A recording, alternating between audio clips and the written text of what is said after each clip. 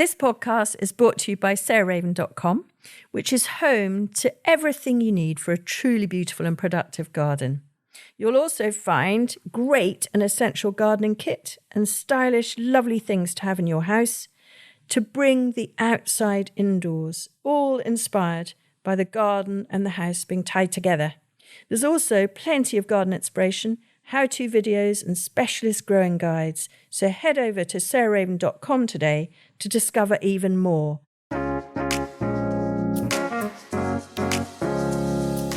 Welcome to Grow, Cook, Eat, Arrange, the podcast of me, Sarah Raven, and my regular guest, Josie Lewis, who's our head gardener at Perch Hill. And today we're going to talk about the questions that have been sent in to us, or we're going to try and answer them, not talk about them, well, both actually, for the month of October. And I'm going to kick off with a question: do I need to plant my bulbs as soon as they arrive? If not, where should I keep them? It's a really, really good question, actually. So I'm going to start with hyacinths, which I know aren't very in fashion at the moment, but we love them for their fragrance. And we love them for forcing a bit early, so we have things to look at and smell and enjoy in January and February. And I love them in the garden, particularly Anastasia and Woodstock, which are blue, looks like a bluebell, and Woodstock is the colour of beetroot juice. So those are real favourites of mine.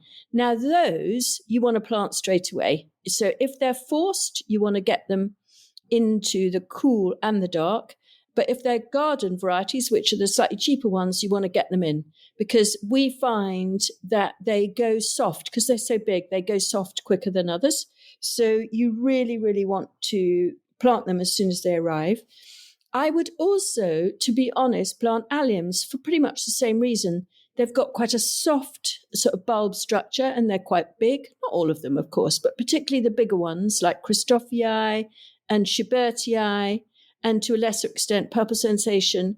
Get them in soon. And that's because they come into growth really early. The foliage will start to grow in February. And what you'll find, if you looked through a Perspex box, that you could see them as they were beginning to grow and the roots were beginning to form, you'd see they actually started rooting very, very, very rapidly. And that's why they need to be got in quick, because they root rapidly. And then from that, by February, you'll see foliage appearing.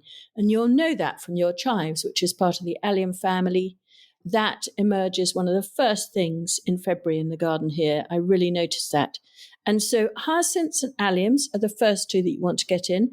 Narcissus, you can wait a bit, but you've got to keep them cool and dry. And that is critical. So these are not sitting in your shed where the atmospheric water is too high, because it'll start to hydrate the bulb and that will bring it into growth. So keep them cool and dry.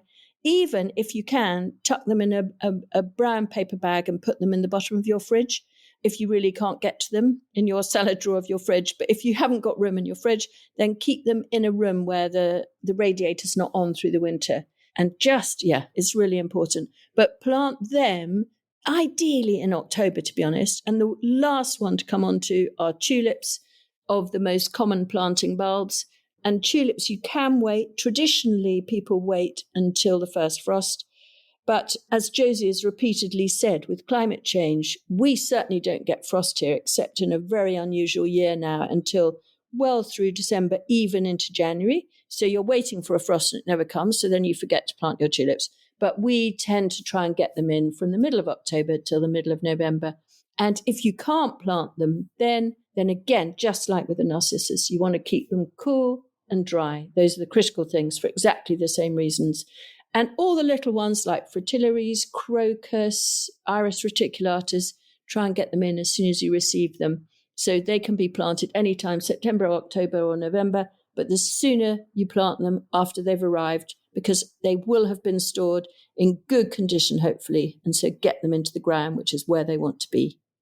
Over to you, Josie. Okay. So as you can imagine, October, I've got a lot of questions about dahlias. So I've got, if not lifting dahlias, then when to mulch. So here, as you know, we leave our dahlias in the ground from year to year. We do garden on heavy clay, so don't be put off by that. Add grit to your soil if you're planting dahlias and you garden like us on clay. So we do still leave them in. And dahlias need about 4 months. So from the beginning of growth until the point you can cut them down is about 4 months. So we plant mid-May. So from September onwards, we could cut our dahlias down. There's the traditional thing of saying wait for the frost to blacken them. But as we've discussed before, we don't get frost, they don't get black. And you can just keep them hanging on, which doesn't do them that much good.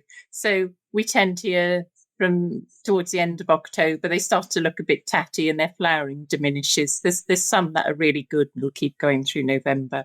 But once they start to get tatty, wind blown, not much flowering, then cut them down very close to the ground and then mulch them deeply. So what we use here as we're disassembling all our containers, we take out the summer bedding and then the compost that remains in the pots, we'll use that to mulch our dahlias with. This tends to be quite dry lower down in the pots. It tends to be drier and doesn't wet so easily. So that's a really good compost to put on top of your dahlias and into a big molehill shape to throw off all the rain that we're getting. It's more the rain that'll kill them rather than the cold, especially here anyway. And then I've got a question about, do I have to lift my dahlias if they're in pots? Yes. Well, if the pots are movable, then take the whole pot and put it in a garage or undercover somewhere frost-free. And then you could leave them in that compost. Don't water it. It's got to be dry over winter. So it can sit in its pot over winter. But in spring, you'd have to refresh the compost.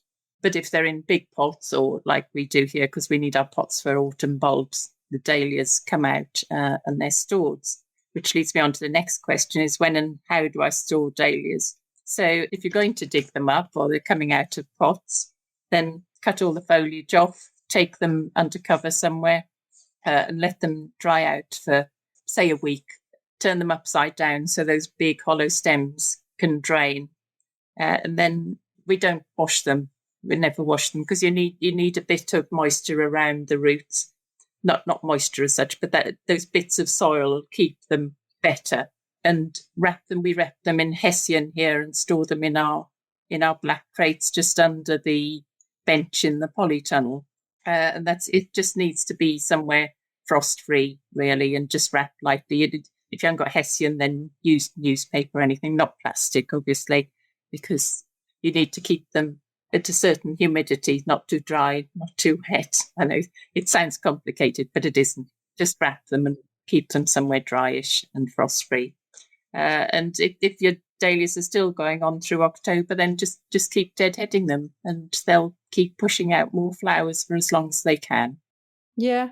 And it's amazing your tip, Josie, that you taught me, which is if the petals drop onto the leaves, it really is worth removing them because that's where you'll find rot will set in. So, that's where deadheading or actually just knocking the petals onto the ground or picking them up or whatever, you will prolong your harvest of your dahlias. And, I often go on picking dahlias here well through until the end of November. I mean, they go paler in colour.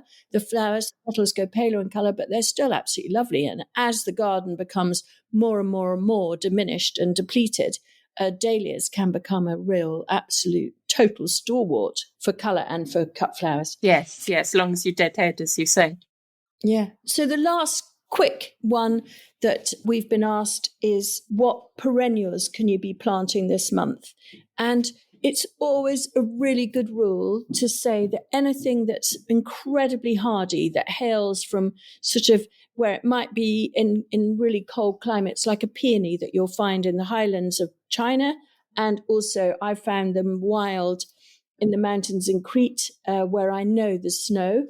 They're exactly the sort of thing. So I always think peonies are really good for planting in October. Phlox paniculata hybrids, so the 2 Ps are really good for planting in October. Bearded iris, it's getting a bit late now because they like a bit more baking sun to get their roots down. So I would leave those and I would leave grasses. So any of the like Stipa, Miscanthus, any of those, Calamagrostis, etc., I would wait on those. But the really, truly hardy perennials, Crocosmia is another one that you can put in at this time of year. Any others, Josie, that you would add to those? I'd probably put in heleniums and Yes. Hellebores. hellebores. Yes, selenium. Is it selenium? Yes. Yes. Yeah. The Ami type one. Yeah. Perennial umbellifer. Yeah. Yeah, so many you can put in now, isn't there? Yeah, it's a really good time. And, I think most people wait until the spring to plant their perennials. Yeah. But I actually think I prefer autumn because then the heavens do the watering for you. And so they're much lower maintenance. So I think autumn, October, November, a really good time before it gets too cold to plant a good range of perennials if you're making a good garden. Yeah, and I think people are put off sometimes in autumn because it doesn't look like a plant, does it? All you're getting is the root ball a lot of the time. But, so much more reward from that. Yeah.